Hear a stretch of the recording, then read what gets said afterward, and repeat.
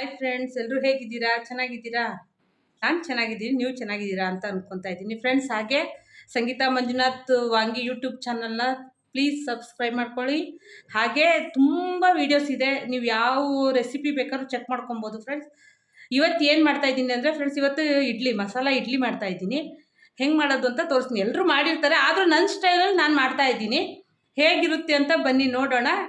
ಇನ್ಸ್ಟೆಂಟಾಗಿ ಈಗ ಮನೇಲಿ ಬೇಗ ಇಡ್ಲಿ ಮಾಡಿ ಅಂದರೆ ಇಡ್ಲಿ ಹಿಟ್ಟನ್ನ ರಾತ್ರಿ ರೆಡಿ ಮಾಡಿ ಇಟ್ಟಿರ್ತೀವಲ್ವಾ, ಬೆಳಗ್ಗೆ ಎದ್ದ ತಕ್ಷಣ ಮಸಾಲೆ ಇಡ್ಲಿ ಹೇಗೆ ಮಾಡೋದು ಅಂತ ತೋರಿಸ್ತಾ ಇದ್ದೀನಿ, ಬನ್ನಿ ಫ್ರೆಂಡ್ಸ್. ನೋಡಿ, ಈಗ ಆಲ್ರೆಡಿ ಇಡ್ಲಿ ಹಿಟ್ಟನ್ನು ನಾನು ರೆಡಿಯಾಗಿ ಮಾಡಿ ಇಟ್ಕೊಂಡಿದ್ದೀನಿ. ನೋಡಿ, ಈಗ ರೆಡಿ ಇದೆ.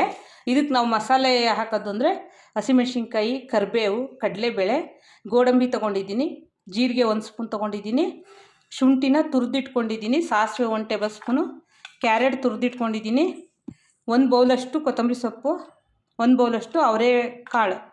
ನೋಡಿ, ಅವರೆಕಾಳು ಹಾಕಿ ಮಸಾಲೆ ಇಡ್ಲಿ ಮಾಡ್ತಾಯಿದ್ದೀನಿ. ಈಗ ಫಸ್ಟ್ ಇದನ್ನು ಒಗ್ಗರಣೆ ಹಾಕ್ಕೊಬೇಕು.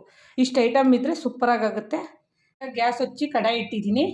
ಈಗ 1-2 ಟೇಬಲ್ ಸ್ಪೂನ್ ಅಷ್ಟು ಎಣ್ಣೆ ಹಾಕ್ಕೊತಾ ಇದ್ದೀನಿ. ನೋಡಿ, ಇದು ಒಗ್ಗರಣೆ ಮಾಡ್ಕೊಳ್ಳೋದಕ್ಕೆ ಅಂದರೆ ಅದನ್ನು ಎಲ್ಲ ಸ್ವಲ್ಪ ಎಣ್ಣೆಲಿ ಫ್ರೈ ಮಾಡಿ ಹಾಕ್ಕೊಳ್ಳೋದಕ್ಕೋಸ್ಕರ ಈ ರೀತಿ ಮಾಡ್ಕೊತಾ ಇದ್ದೀನಿ.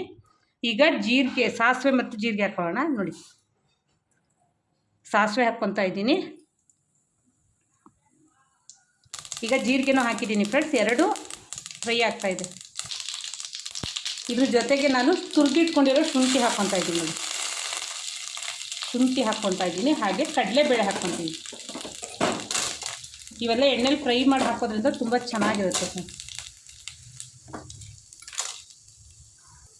ಈಗ ಫ್ರೈ ಆಗಿದೆ ಫ್ರೆಂಡ್ಸ್. ಈಗ ನೆಕ್ಸ್ಟ್ ನಾನು ಕ್ಯಾರೆಟ್ ಹಾಕ್ಕೊತಾ ಇದ್ದೀನಿ. ನೋಡಿ, 1 ಬೌಲಷ್ಟು ಅವರೆಕಾಳು ಹಾಕ್ತಾಯಿದ್ದೀನಿ. ಅಂದರೆ ಅವರೆಕಾಳು ಸೀಸನ್ ಇದ್ದಾಗ ಅವರೆಕಾಳನ್ನೆಲ್ಲ ಹಾಕಿ ಮಾಡೋದ್ರಿಂದ ತುಂಬ ಚೆನ್ನಾಗಿರುತ್ತೆ ಫ್ರೆಂಡ್ಸ್. ಅದಕ್ಕೋಸ್ಕರ ಇದರಲ್ಲಿ ಈಗ ಸ್ವಲ್ಪ ಕೊತ್ತಂಬರಿ ಸೊಪ್ಪು ಹಾಕ್ಕೊತಾ ಇದ್ದೀನಿ.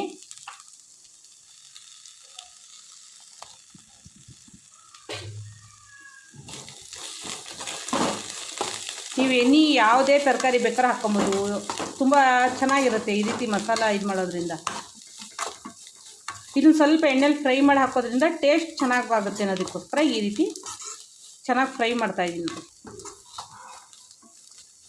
ಈಗ ಇದಕ್ಕೆ ಸ್ವಲ್ಪ ರುಚಿಗೆ ತಕ್ಕಷ್ಟು ಉಪ್ಪು ಹಾಕ್ತಾಯಿದ್ದೀನಿ. ಅಂದರೆ ಈ ವೆಜಿಟೇಬಲ್ಸ್ಗಳಿಗೆ ಎಲ್ಲದಕ್ಕೂ ಸೇರಿ ಸ್ವಲ್ಪ ಉಪ್ಪು, ತುಂಬ ಏನಿಲ್ಲ, ಸ್ವಲ್ಪ ರುಚಿಗೆ ತಕ್ಕಷ್ಟು ಉಪ್ಪು ಹಾಕ್ತಾಯಿದ್ದೀನಿ. ಇದು ಚೆನ್ನಾಗಿ ಫ್ರೈ ಆಗ್ತಾಯಿದೆ ನೋಡಿ ಫ್ರೆಂಡ್ಸ್. ಈಗ ಇದು ಫ್ರೈ ಆಗಿದ್ದು ಸಾಕು, ಆಫ್ ಮಾಡ್ಕೊತೀನಿ ಗ್ಯಾಸ್. ಫ್ರೆಂಡ್ಸ್, ಈಗ ಹಿಟ್ಟು ರೆಡಿ ಆಯ್ತಲ್ವಾ.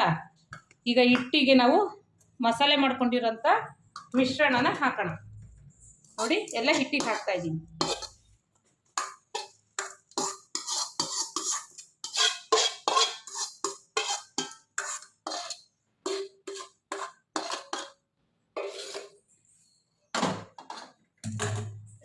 ಈಗ ಈ ರೀತಿ ಚೆನ್ನಾಗಿ ಮಿಕ್ಸ್ ಮಾಡೋಣ.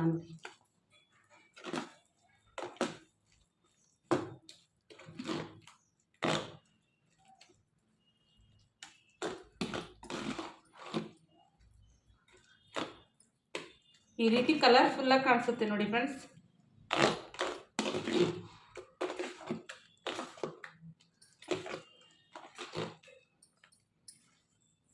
ನೋಡಿ, ಎಷ್ಟು ಕಲರ್ಫುಲ್ಲಾಗಿ ಕಾಣಿಸ್ತಾ ಇದೆ.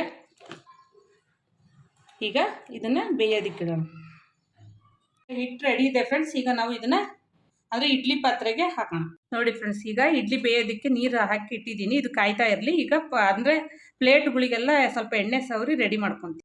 ಈಗ ಪ್ಲೇಟಿಗೆಲ್ಲ ಎಣ್ಣೆ ಸವರ್ಕೊಂಡ್ಬಿಡ್ತೀನಿ ಫ್ರೆಂಡ್ಸ್. ಅಂದರೆ ಎಣ್ಣೆ ಹಚ್ಚಿದ್ರೆ ಸ್ವಲ್ಪನೇ ಅಂಟದಂಗೆ ಈಸಿಯಾಗಿ ತೆಗಿಬೋದು ಅನ್ನೋದಕ್ಕೋಸ್ಕರ ಬಟ್ಟೆನೂ ಹಾಕ್ಬೋದು.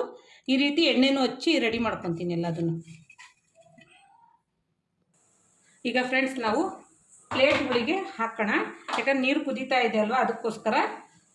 ಈಗ ನೋಡಿ, ಪ್ಲೇಟಿಗೆಲ್ಲ ಎಣ್ಣೆ ಸವರಿ ಇಟ್ಕೊಂಡಿದ್ದೀವಲ್ವಾ, ಚೆನ್ನಾಗಿ ಹಿಟ್ಟನ್ನು ಚೆನ್ನಾಗಿ ಮಿಕ್ಸ್ ಮಾಡ್ಕೊಳ್ಳೋಣ ಇನ್ನೊಂದ್ಸಲ.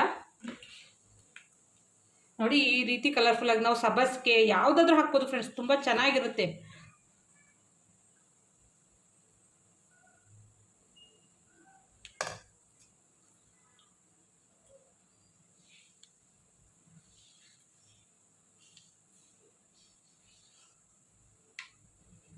ನೋಡಿ, ಈ ರೀತಿ ಎಲ್ಲದಕ್ಕೂ ಹಾಕ್ಕೊಂಡು ಈಗ ಬೇಯೋದಕ್ಕಿಡೋಣ ಫ್ರೆಂಡ್ಸ್.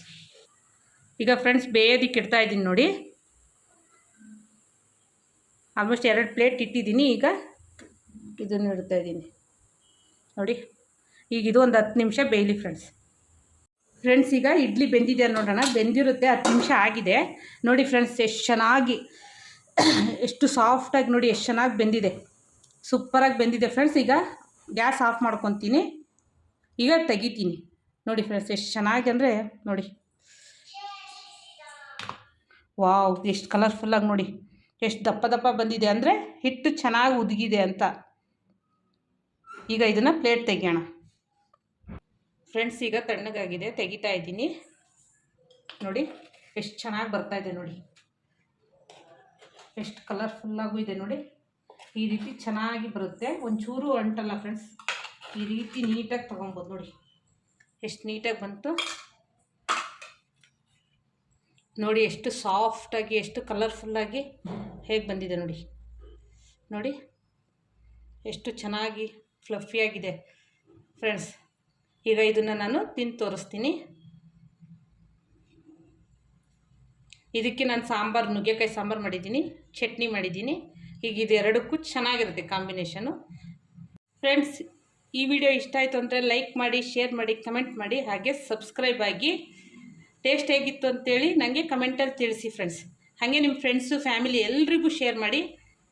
ಬಾಯ್.